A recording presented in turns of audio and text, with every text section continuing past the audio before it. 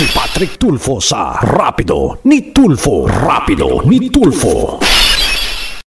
So, attorney, since consider done na yan eh. Since yan ay nasa warehouse na po ng Logo Cargo, yung na lang pong delivery na siguro mga 2 weeks. Ganyan po yung karanasan ko sa Logo eh. Let us focus our attention, sir, dito naman po sa may natitirang 13 containers naman ng tag nandiyan po sa MICP. Sir, any update po, attorney? Yung kalahati po nung 13 cargoes na yon, no, na part ng dalawang deed of donation na pinadala na po namin sa DOF, nakabalik na po sa amin. Okay. So papunta na po sa DMW yan, and we will just follow up with DMW. I think, sir, we're expecting if not today, by tomorrow, babalik na rin yung isang portion coming from DOF, no? May correction lang po silang inilagay. And then, direction na rin po sa DMW yan. At last week din po, sir, nagkaroon kami ng Zoom meeting with DMW. May nakijoin yung mga ibang taga Makati Express, no? Apo. Na biktima. Para din mapaliwanagan lang kung anong gagawin natin. And sina Yusek Olalia naman po, sina Yusek Bernie Olalia, si Ase Kiko was there. Yes. And, they're now advocating the same formula na ginawa natin dyan sa Davao.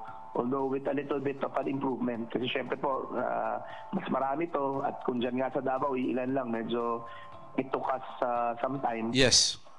Dito naman po. Pero yung ano lang po ba, yung proseso lang, no, ng pag-turnover, pag-inform, siguro doon lang ho natin ipa-pattern with some improvements, sir, no, and with your help.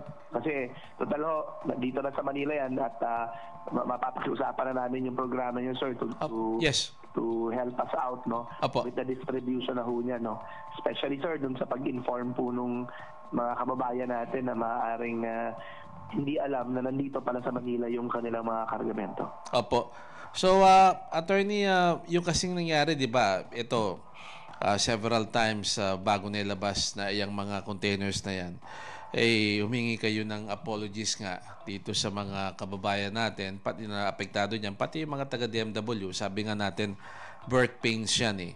Pero sir, to nakita natin, sabi mo nga, dati, itong sistema na ginamit natin sa may Davao Port, it will be the basis of yung releasing sa mga susunod po na mga containers na maabandona. So hopefully, attorney, no, it will not be we will not have to wait that long. Hindi po katulad nangyari sa Davao Port. Yes, sir. May mga lessons tayo natutunan, sir, doon, no? And those lessons, i-correct natin dito sa sort of pangalawang batch ng i-donate natin with DMW, no? Opo.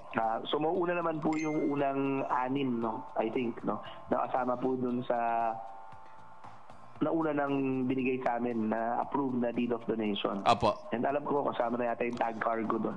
Yes. So, unahin ho natin yun. Yun nga, natatanggalin ho natin yung mga naging experience natin doon, logistically, no, sa pag-distribute. This time, sir, mas, although involved din naman yung customs namin doon, may special task force ho kaming kikreate para ho ma-fully assist yung DMW. Kasi nakita naman ho talaga namin, no, talaga na nga pa yung DMW dito. Rightfully so, because hindi naman talaga nila main function yan. Yes. No?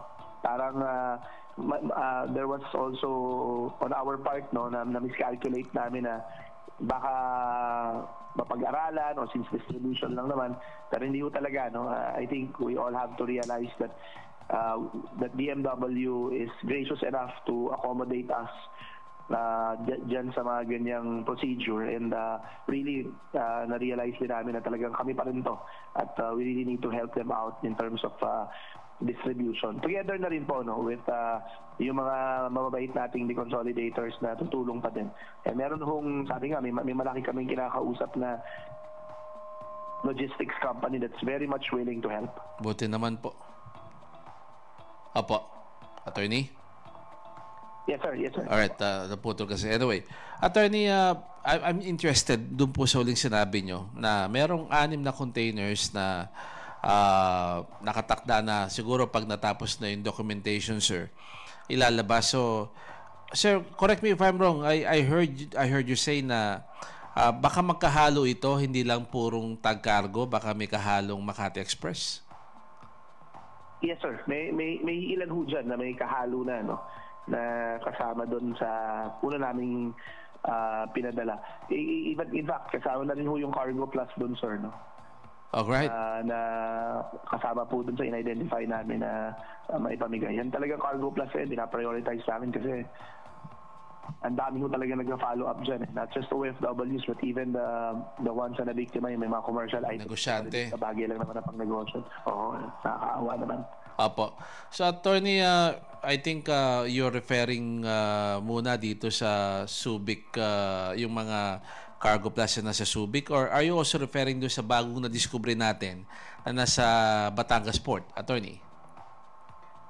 Subic muna po, sir, no? Kasi yung Batangas Port, sir, again, no, ang ginawa na naman ng Cargo Plus doon, dineclare nilang commercial item. Yes. So wala na naman tayo, sir, kung napansin nyo, nung nagpunta kayo doon, wala na naman tayong master list, no? Apo. O kumbaga or master BL, no? Apo. Doon sa shipment na yon. So pareho po ng ginawa natin dito sa Subic, iisa-isahin ho natin yung inventory yon. Manually, ililista natin yung mga nakapangalan sa boxes. Mm-hmm. And then ipopost to ulit natin, no? Kung nandun yung kanilang mga pangalan. Apo. Kasi Apo. ang duda ho namin, sir, no? And sana wag naman, na hindi lang ho ito yung hinahanap natin. Mukhang meron pang ibang Cargo Plus na container na hindi pa natin nahanap. Naks, Mario Josep. Anyway, sir, 3 daw yan. At, Attorney, by the way, hindi pa ako nakapunta ron kasi, sir, bagyo ng bagyo. But I would like to set, sana, sir, with your help again. Siguro, sir, gawin natin, sir, next week, sir, pupunta kami ng Batangas Port ng team ko, if you don't mind. Sir, most welcome, sir. And para po yung sulit yung inyong pagpunta doon, the day po ng mapag-aagrihan natin ang pagpunta doon, set na rin ho namin yung initial examination para makita niyo po yung pagbaba ng mga balikbayan boxes at makita niyo ho yung mga pangalan na, baka may makita na tayo doon. Sana nga, sana nga. So, Attorney, by the way, meron tayong unique na kaso ngayon na pwede mo sabihin, sir, na ito nga, sir, di ba?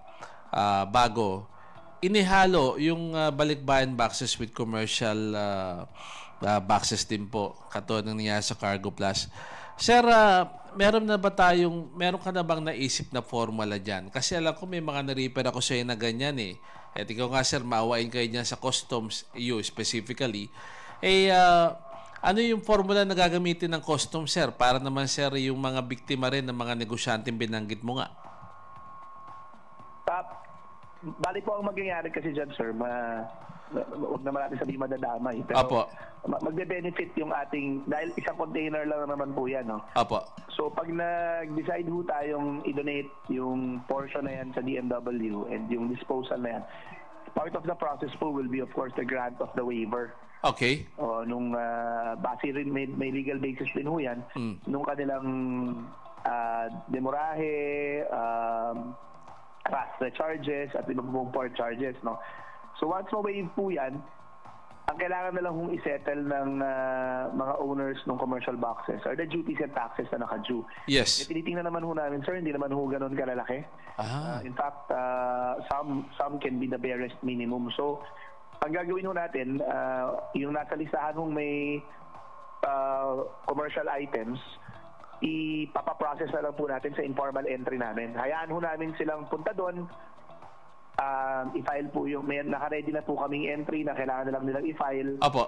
Tapos i-process namin for release. At a very minimal cost, sir, no? Napakaliit lang naman ang kailangan namin dyan kasi alam naman namin na hindi naman yan yung talagang sobrang commercial items na kailangan natin pagtuunan pa ng pansin.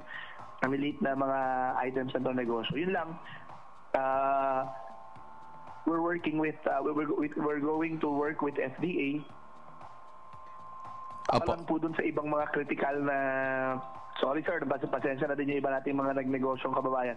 Meron kasi nagparating ng iba ng mga vitamins. Medyo, Yan. medyo yun, magiging sensitive ho kami. Pasensya na ho kasi i-intake ho yun sa katawan at kung hindi po aprobado ng FDA. FDA. Apo, they should understand, attorney, no? Po tayo ng problema pare-pareho. Yeah, they should understand that, sir. Pag yung mga bagay na kinakailangan ng Food and Drug Administration na approval, ganun talaga, sir. May mga patakaran po tayo. Anyway, attorney, I might want to set an appointment with you, sir, but meron pa akong sasama na isang complainant sa inyo. Hopefully, sir, you could spare me some time, attorney. Yes, sir. Anytime, sir. At pag-usapan na rin natin, sir, kasi pinapaset na rin natin. Baka pwedeng ma-meet ulit natin yung isa nating minute na willing na i-auction yung kanyang ano. Kasi pinapapublish na ho namin, no? Apo. Yung public auction nung shipment na yun. Kasi meron din ho siyang mga stakeholders na nag-reach out sa atin. Yes. And we told them na itong tao na to is very much willing to help. Talaga naipit lang talaga siya. Yes, we're talking about Ocho Cargo. Anyway, attorney, salamat po, sir. At it's always an honor having you, boss. At salamat po sa mga tulong nyo, attorney. Yes, sir. Kami po dapat magpasalamat sa inyo, sir. And Commissioner Nepomuceno extends his appreciation, sir, sa inyo po, no? Minsan late na, pero napapakinggan, tinututukan niya yung update namin sa inyo. Kasi part ho nung kinreate niyang, pinaturn ho niya, kinreate ng task force, no? Dun sa ginagawa natin weekly na pagbibigay ng information. And sabi nga niya, laki na ng utang namin sa inyo. And, we're very attorney, it's an honor. At attorney, ikaw kaibigan mo ko eh. I would want to meet the Commissioner of Customs one of these days, si Commissioner Nepomuceno, attorney. Ay sir, matutuwa yun. Matutuwa yun kasi laki ng tulong niyo sa amin, sir. Mabuhay ka, attorney. God bless you po. Salamat po, sir. Magbigyan na lang po kami ulit ng listahan ng update sa inyo, sir, para po pag may nagtatanong sa inyo, Thank you po. Patulong din po sa pag-update natin. Thank you, sir. Thank you, sir. There you have it, our good friend,